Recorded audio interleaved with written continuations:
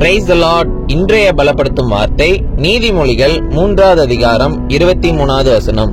Proverbs chapter 3 verse 23. நீ பயமின்றி உன் வழியில் நடப்பாய், உன் கால் இடராது. You will walk safely in your way and your foot will not stumble. ஹல்லேலூயா.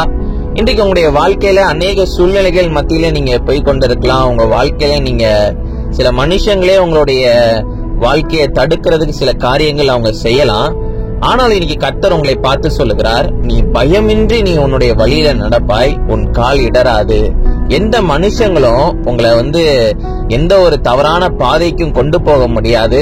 உங்களுடைய வாழ்க்கையில இருக்கிற ஆசீர்வாதங்களை எந்த மனுஷனாலையும் தடுக்க முடியாது.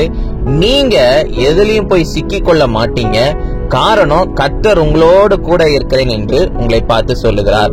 அதனால எந்த காரியத்தை குறிச்சும் பயப்படாம ஸ்தோத்திரம் பண்ணி கர்த்தருடைய பிரசனத்துல ஒவ்வொரு நாளும் நீங்க ஜெபத்தோட நீங்க ஒவ்வொரு காரியங்களும் பண்ணுங்க. நிச்சயம் உங்களுடைய கால் இடராது. எந்த ஒரு தீமையான காரியங்களுக்கும் போக மாட்டீங்க.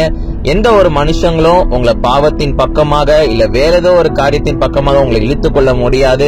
கர்த்தரே உங்களுக்கு துணை நின்று அவரே உங்களை பாதுகாத்து வழி நடத்துவார். நம்ம எல்லாரும் கண்களை மூடி ஜெபிக்கலாம். எங்களை நேசிக்கிற நல்ல தகப்பனே, ஏசப்பா, பிள்ளைங்களுக்குள்ள இருக்கிற அந்த பயங்களை நீங்க எடுத்து போடுங்க. தீமையான காரியங்களுக்கு ஆண்டவரை எதுக்குள்ளேயும் போகாதபடி சிக்கிக் கொள்ளாதபடி நீங்க பாதுகாத்துக் கொள்ளுங்க. வாழ்க்கையில இருக்கிற எல்லா ஆசீர்வாதங்கள் எல்லாம் வச்சு ஆண்டவரை நீங்க கொடுத்து ஆண்டவரை பிள்ளைங்களை சந்தோஷமாக வாழ வைங்க. எல்லா தடைப்பட்டு இருக்கிற காரியங்கள் எல்லாம் மாறட்டும். நீங்க மகிமைப்படுங்க. இயேசுவின் மூலம் ஜெபிக்கிறோம் எங்கள் ஜீவனுள்ள பிதாவே. ஆமேன், ஆமேன், ஆமேன்.